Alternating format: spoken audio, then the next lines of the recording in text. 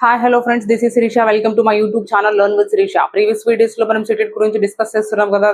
అంటే సీటెట్ కి paper 1 syllabus ఏంటి, పేపర్ 2 సిలబస్ ఏంటి, సీటెట్ ని 1 మంత్ లో ఎలా క్రాక్ చేయాలి, ఎన్సీఈఆర్టీ బుక్స్ ఎలా డౌన్లోడ్ చేసుకోవాలి, ఇలాంటి వీడియోస్ అన్ని మనం డిస్కస్ చేస్తూ ఉన్నాం. నెక్స్ట్ మనం సిడిపి క్లాసెస్, థియరీ క్లాసెస్ మనం మొదలు పెట్టుకున్నాం. ఇది మనకి 4th వీడియో అనమాట. అంటే మనం ఫస్ట్ గ్రోత్ ఏంటి, డెవలప్మెంట్ ఏంటి, వాటి యొక్క మీనింగ్ ఏంటి, వాటి యొక్క స్టేజెస్ ఏంటి, వాటి యొక్క ప్రిన్సిపల్స్ ఏంటి, అవి ప్రీవియస్ వీడియోస్ లో తెలుసుకున్నాం కదా. ఇప్పుడు ఈ వీడియోలో మనం తెలుసుకుంటున్నాం స్మాల్ కాన్సెప్ట్ అంటే మెచ్యూరిటీ, కాన్సెప్ట్ ఆఫ్ మెచ్యూరేషన్ అనమాట. మనకి గ్రోత్ అండ్ డెవలప్మెంట్ ఎంత ఇంపార్టెంట్, కాన్సెప్ట్ ఆఫ్ మెచ్యూరేషన్ కూడా అంతే important. Let's go to the video. Okay, concept of maturation అనమాట. యాక్చువల్గా ఈ కాన్సెప్ట్ ఆఫ్ మెచ్యూరేషన్ అనేది తీసుకొచ్చింది ఎవరంటే అర్నాల్డ్ గ్యాసెల్. ఎవరండి? అర్నాల్డ్ గ్యాసెల్. ఎప్పుడు 1940s లోని ఈ కాన్సెప్ట్ ని తీసుకొచ్చారు. ఓకే, అసలు ఫస్ట్ ఆఫ్ ఆల్ మన మీనింగ్ ఏంటి, మెచ్యూరేషన్ అంటే అసలు మీనింగ్ ఏంటి తెలుసుకుందాం. Maturation is the process of reaching a stage of full functionality are development.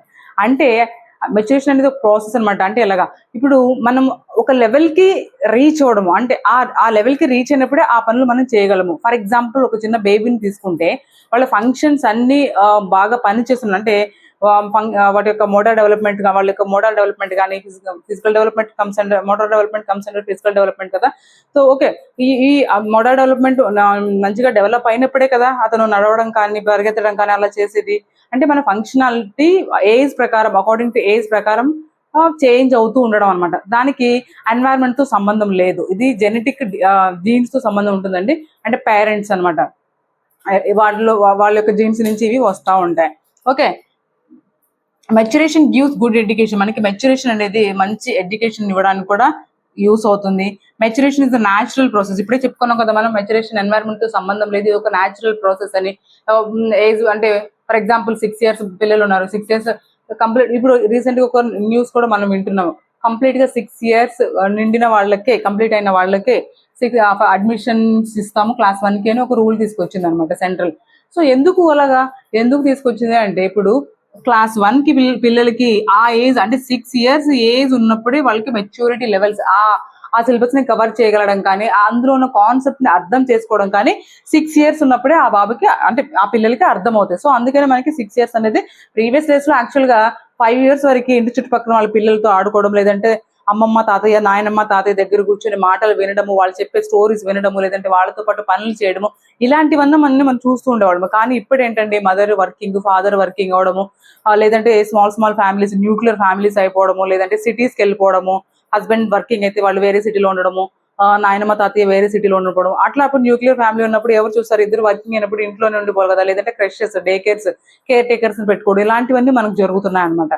So అందుకని మనం 2.5 years కే ప్లే స్కూల్, లేదంటే 3 years కి ఎల్కేజీ, యూకేజీ, నర్సరీ అవి మనం స్టార్ట్ చేస్తున్నాం. యాక్చువల్ గా అసలు ఈ ఏజ్ అనేది ప్రీవియస్ డేస్ లో స్కూల్స్ ఈ ఏజ్ లోనే పంపించేవాళ్ళు. అంటే వాళ్ళు నేర్చుకోవడానికి రెడీగా ఉన్నారు, వాళ్ళు ఏదైనా ఆ ఏజ్ లో నేర్చుకోగలరు according to their age level అని అప్పుడు ఇది డిసైడ్ చేశారు అనమాట. ఇప్పుడు రీసెంట్ గా స్కూల్స్ లో కూడా ఇది అప్లై అవుతుంది. కొన్ని స్కూల్స్ ఫాలో అవుతున్నాయి, కొన్ని స్కూల్స్ ఫాలో అవ్వట్లేదు.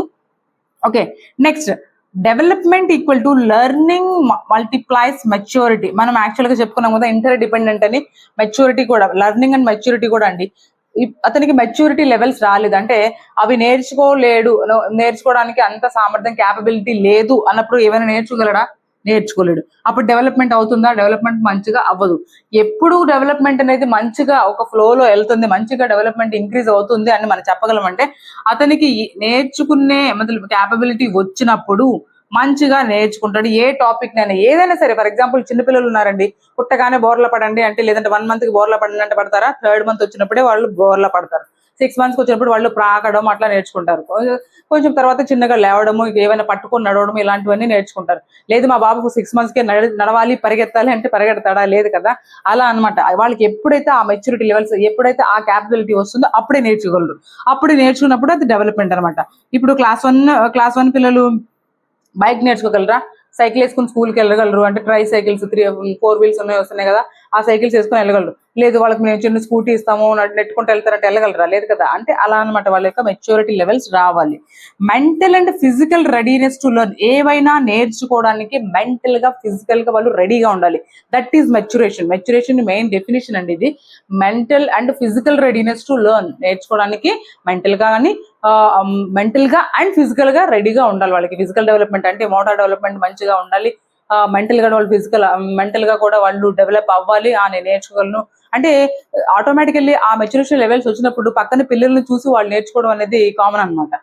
లేదు చిన్న చిన్న పిల్లల్ని చూసిన పెద్దవాళ్ళు అంటే ఫాలో అవుతారంటే లేదు. చిన్న పిల్లలు మనం గమనిస్తూ ఉంటాము, ఏ ఏజ్ పిల్లలు ఆ ఏజ్ పిల్లలతో ఆడుకోవడము, లేదంటే ఇప్పుడు పిల్లల మధ్య ఏజ్ గ్యాప్ ఉన్నా కూడా ఒక ఫర్ ఎగ్జాంపుల్ సిబ్లింగ్స్ తీసుకున్నాం. ఫస్ట్ కిడ్కి సెకండ్ కిడ్కి ఒక 7 years 8 years గ్యాప్ ఉంది.